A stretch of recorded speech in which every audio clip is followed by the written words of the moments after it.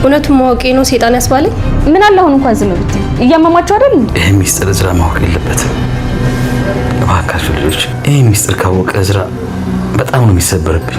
የኔ ልብ መውደቅና መሰበር ግን ምንም አይመስልህም አይደለ? ቆይ ለምንድን ነው አንቺ ዝም የማትይው? ጋሼ አሁን እንዴት ኖት? ወይ ካልሆነ ዶክተር ልጥራ እንዴ? አያስፈልግም አብል። እባክሽ ሚርስ ያልኩሽን ነገር ቃል ግቢልኝ። ቃልም እገባለሁ ያልኩህን ነገር ስታረግ ብቻ ነው። እንደውም 50% ጨምረህ እንድትሰጠኝ ነው ፈልገው። እውነት ግን አንቺ ከኔ ነው የተወለድሽው? እኔንም ተጠራጠርከኝ አይደለ? መቼም የዚህ ቤት ጉድ ቀስ እያለ ነው የሚወጣው። በል እንግዲህ አንቺም ልጅ አይደለሽም በለኛ። የእውነት ሜርሲ በጣም የምታሳዝኝ ሰው ነሽ። እሺ አንቺ ምንም አያገባሽም። እሺ ይሄ የቤተሰብ ጉዳይ ነው። እውነቴን ነው ሜርሲ።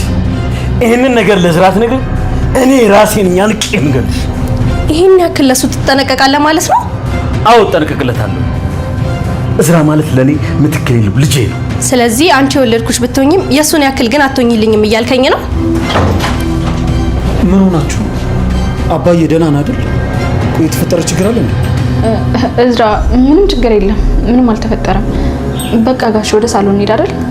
እርግጠኛ ነሽ ደህና ናችሁ? ግን የሆነ የተፈጠረ ነገርም አለ። ሜርሲ ምን ላድርግ? ምንድነው እሱ? ቆይ አባዬ ደህና ነው አይደል? ምንም አልተፈጠረም አልኩ እኮ እዝራ። ጋሽን ትንሽ አመም አድርጓቸው ነበር፣ አሁን ደህና ናቸው። በቃ ዝም ብሎማ ሊታመም አይችልም።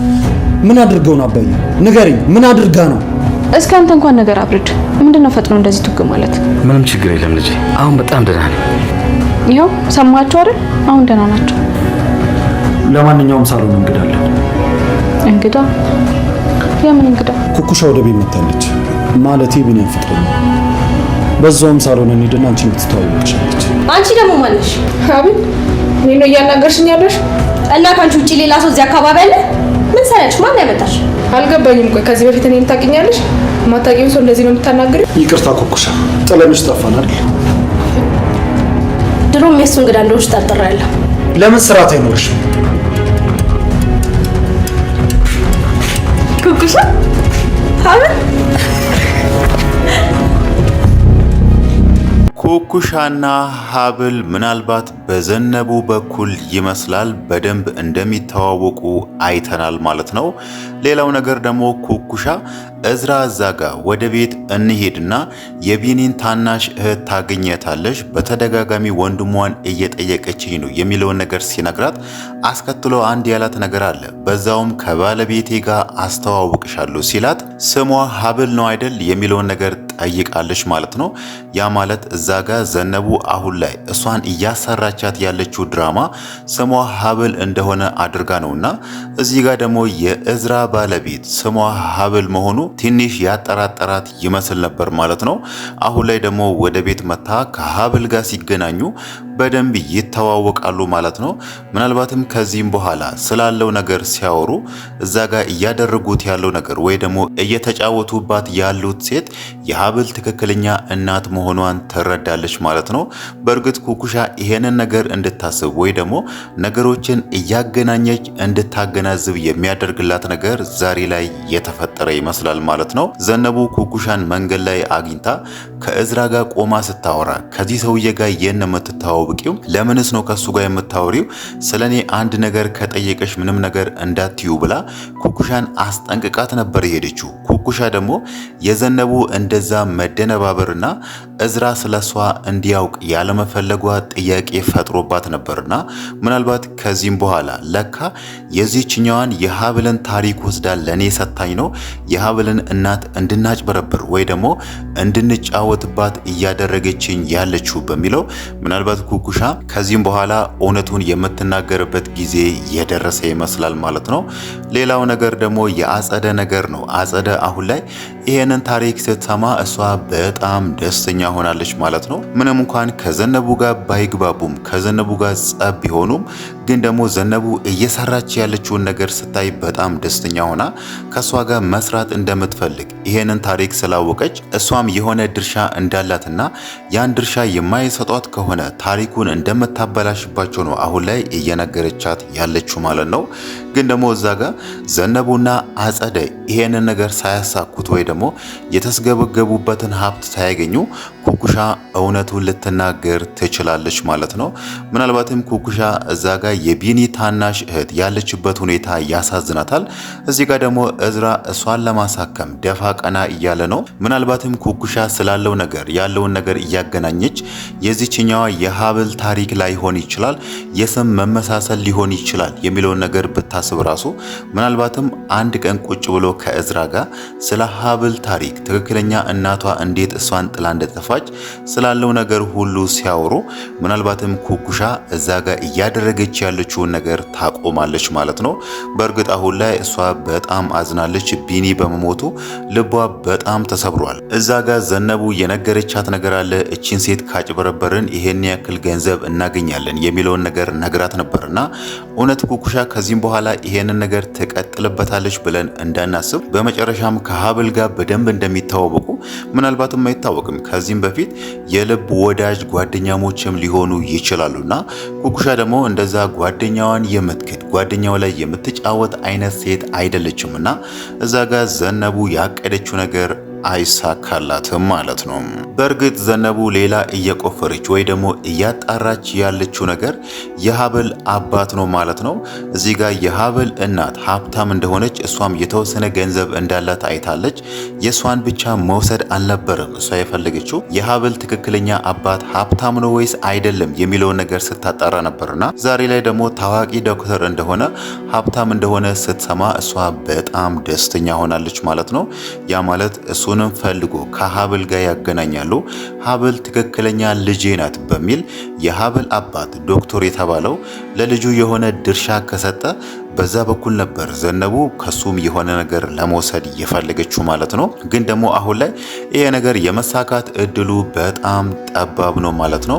ያ ነገር ግን ይበላሽባቸዋል ብለን የምናስበው እዚህ ጋር ኩኩሻና ሀብል ስለሚተዋወቁና ኩኩሻ ከዚህም በኋላ እዛ ቤት ስለምትመላለስ ምናልባትም ሙሉ ታሪኩ ልታውቅ የምትችልበት ሁኔታዎችም ይፈጠራሉ ማለት ነው።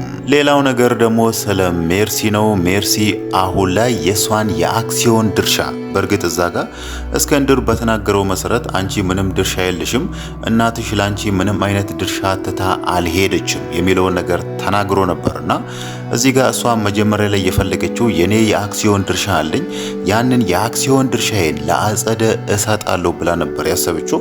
አጸደ አሁን ላይ እሷን እያጭበረበረች ወይ ደግሞ አንድ ባንድ በሷ እጅ ያለውን ንብረት ልትወስድባት እንደሆነ ትንሽም ብትሆን ተጠራጥራለች ማለት ነው። ግን ደግሞ አጸደ እንዴት እንደምታስፈራራት አይተናል። ይሄንን ነገር ካላደረኩሽ ወይ ደግሞ አንቺ እስር ቤት እንዳትገቢ ሊያድንሽ የሚችል ሰው እኔ ብቻ ነኝ በሚል በዚህ በደካማ ጎኗ እሷን እያስፈራረቻት ንብረቷን እየወሰደችባት ነው ማለት ነው። ይሄንን ነገር ደግሞ ሜርሲ ትንሽ ተጠራጥራለች። ግን ደግሞ ምንም ነገር ልታደርግ አልቻለችም። አጸደ የጠየቀቻትን ነገር ከማድረግ ውጪ ማለት ነው። ግን ደግሞ እዛ ጋር እስከንድር አንቺ ምንም አይነት ድርሻ የለሽም የሚለውን ነገር ነግሯታል። ያ ማለት እናትሽ ምንም አይነት ድርሻ ላንቺ አልተወችልሽም የሚለውን ነገር ሲነግራት እሷ እዛ ጋር እንደ ማስፈራሪያ የተጠቀመችው ነገር ምንድን ነው ብለን ስናይ እዝራ ያንተ ትክክለኛ ልጅ እንዳልሆነ ወይ ደግሞ ጎዳና ላይ ተጥሎ ያገኘኸው ልጅህ እንደሆነ እናገራለሁ የሚለውን ነገር ተናግራለች። እዝራ የሷ ወንድም እንዳልሆነ በዲኤንኤ ምርመራ እንዳረጋገጠች ተናግራለችና እዚህ ጋር አንድ ልናነሳ የምንችለው ነገር አለ ማለት ነው። የእስከንድር በዛን ልክ ለእዝራ መቆርቆርና እዚህ ጋር ደግሞ የሜርሲ እዝራ ወንድሜ አይደለም የሚለውን ነገር ስናገናኝ ምናልባት እዚህ ጋር ሜርሲ የእስከንድር ትክክለኛ ልጅ አይደለችም የሚለውን ነገር እናነሳለን ማለት ነው። እሷ እዛ ጋር የእስከንድር ትክክለኛ ልጅ ካልሆነችና እዝራ ደግሞ የእስከንድር ልጅ ሆኖ እስከንድር ከሌላ ሴት የወለደው ልጅ ሆኖ ያኔ እንደዚህ አይነት ታሪክ ፈጥሮ እሱን ወደ ቤት ካመጣው እዚህ ጋር ደግሞ ሜርሲ ዲኤንኤ ምርመራ ካደረገች በምንም አይነት ሁኔታ እዝራ የሷ ወንድም ሊሆን አይችልም ማለት ነው። ምናልባትም እዚህ ጋር እስከንድር ሜርሲ እንዳትጎዳ ሊሆን ይችላል ትክክለኛ ታሪኩን ከሷ ስር የደበቀው ማለት ነው። የኔ ልጅ ያልሆነው እዝራ ሳይሆን አንቺ ትክክለኛ ልጄ አይደለሽም እንዳትጎጂ ብዬ ነው ይሄንን ታሪክ ካንቺ ስር ደብቄ የቆየሁት በሚለው ምናልባትም እንደዛ አይነት ነገር ሊነግራት ይችላል ማለት ነው። ይሄንን ነገር ደግሞ ልንጠራጠር የቻልነው የእስከንድር በዛን ልክ ለእዝራ መቆርቆር በዛን ልክ እዝራ ላይ ተደርቦ እና አጸደን መጣላት ትልቅ ጥያቄ ሊፈጥር ስለሚችል ምናልባትም ከኋላ እንደዚህ አይነት ታሪክ ሊኖር ይችላል ብለን እናስባለን ማለት ነው። ሌላው ነገር ደግሞ ዛሬ ላይ ሜርሲን እናትሽ ላንቺ የተወችልሽ ምንም አይነት ድርሻ የለም የሚለውን ነገር ነግሯታልና ምናልባት ሜርሲ በጉድፈቻ ወይ ደግሞ ከማደጎ የወሰደዋት ልጅ ትሆን የሚለውን ነገር እዚህ ጋር እንደ ጥርጣሬ ልናነሳ እንችላለን ማለት ነው። ምናልባት ደግሞ ይሄንን ታሪክ የሚያውቀው እስክንድር ብቻ ሆኖ እዚህ ጋር ሜርሲ እንዳትጎዳ ልቧ እንዳይሰብር በሚለው ለሷ እየተጠነቀቀላትም ሊሆን ይችላል ማለት ነው። ሌላው ነገር ደግሞ ስለ ቢኒ ታናሽ እህት ስለ ማርዳ ነው ማለት ነው። ማርዳ አሁን ላይ እዛ ቤት ነው የምትኖረውና ምናልባት እዚህ ጋር ሜርሲ ቅድም እንዳነሳነው ታሪክ ተፈጥሮ ከሆነ እሷ የእስክንድር ትክክለኛ ልጅ ካልሆነችና እዛ ጋም አጸደ ከሜርሲ ምንም አይነት ድርሻ እንደማታገኝ ካወቀች ምናልባት አይታወቅም ሌሎቹን ለማበሳጨት እነሱን ለማናደድ በሚለው ማርዳ ላይ ወንድሟ ቢኒ ላይ ያደረጉትን ነገር ሊያደርጉባት ይችላሉ ማለት ነው። የነሱ ክፋት እስከየት ድረስ እንደሆነ አይተናልና እዚህ ጋር የሚፈልጉትን ነገር ካላገኙ እየተሸነፉ መሆኑ ከገባችሁና ሜርሲም እዛ ጋር እስር ቤት እንደምትገባ በመጨረሻም ካረጋገጠች እስር ቤት ከገባውማ እንደዚህ አድርጌ መግባት አለብኝ በሚለው ምናልባት ማርዳ ላይ ጉዳት ልታደርስ ትችላለች ማለት ነው። ያ ነገር ደግሞ የሚሆነው ሌሎቹ ቤት ባሌሉበት ሰዓትና ሀብልም ቤት ውስጥ አንዳንድ ስራ ለመስራት ምናልባት በስራ ከተወጠረች እንደዛ አይነት እርምጃ እሷ ላይ ሊወስዱ ይችላሉ ማለት ነው። ያ ማለት እዚህ ጋር ልናነሳ የምንችለው አሁን ላይ ማርዳ አደጋ ላይ እንደሆነች ነው ማለት ነው። በእርግጥ እዛ ቤት መቆየቷ ምናልባትም ሕክምናዋን በትክክለኛው መንገድ እንድትከታተል ሊያደርጋት ይችላል። ግን ደግሞ በዛውም አንጻር አደጋ ውስጥ ልትሆን ትችላለች ብለን እናነሳለን ማለት ነው።